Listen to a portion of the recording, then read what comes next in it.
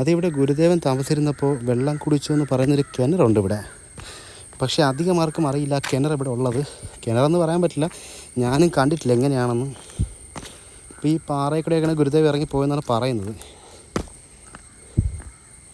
അപ്പം ഈ പ്രദേശത്താണെങ്കിൽ ആരും ഇല്ല കേട്ടോ, ഞാൻ ഒറ്റയ്ക്കാണ് വന്നത്. അപ്പം ഇപ്പോൾ ഗുരുദേവൻ തപസ്സിരുന്ന ആ ഗുഹയിൽ നിന്ന് വെള്ളം കുടിക്കാൻ വന്നൊരു കിണറെന്ന് പറയുന്നത് ഇതാണ്. ആ കിണറെന്നാണ് പറയുന്നത്. അപ്പം ഒരിക്കലും പറ്റത്തില്ലെന്നാണ് പറയുന്നത്. നല്ല താഴ്ചയുണ്ടെന്ന് എനിക്ക് അറിയത്തില്ല അതിനെക്കുറിച്ച്. ഇപ്പോൾ ചോദിക്കാൻ വേണ്ടി ആരുമില്ല. അപ്പോൾ ഇതാണ് ആ കിണർ. ഗുരുദേവൻ തപസ്സിരുന്നപ്പോൾ വെള്ളം കുടിച്ചു എന്ന് പറയുന്ന ആ ഒരു കിണർ ഇതാണ്. അപ്പം ഇതിന് ചുറ്റും ഇഷ്ടംപോലെ പാറകളൊക്കെ ഉണ്ട്. അപ്പം ഇവിടെ ഇപ്പം വെള്ളങ്ങളൊക്കെ ഇത് തവളയുടെ കുട്ടികളൊക്കെ തൊട്ട് അങ്ങനെ കിടക്കുകയാണ് ഇപ്പോൾ ഈ സ്ഥലം.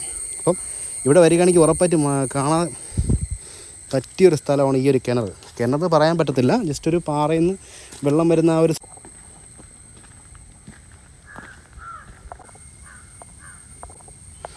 അപ്പോൾ ഇവിടെ തിരക്കുകളിൽ നമുക്ക് പോകാം, പ്രത്യേകിച്ചൊന്നുമില്ല.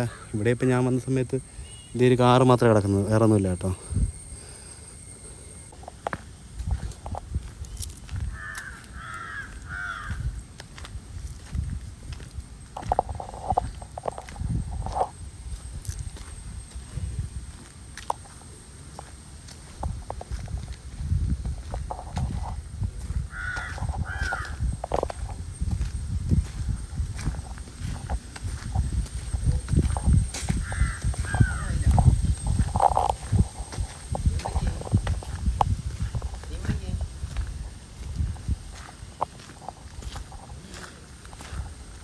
ഈ ഒരു വ്യൂ പോയിൻ്റ് തിരുവനന്തപുരത്ത് ആരും കണ്ടു കാണത്തില്ല. കാരണം അത്രയ്ക്ക് നല്ലൊരു വ്യൂ പോയിൻ്റ്.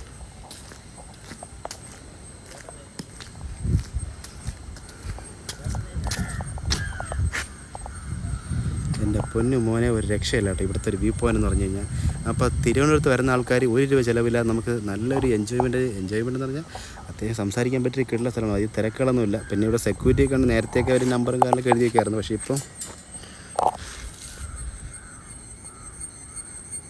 തിരക്ക് കുറഞ്ഞൊരു ശാന്തമായ ഒരു സ്ഥലമാണ്.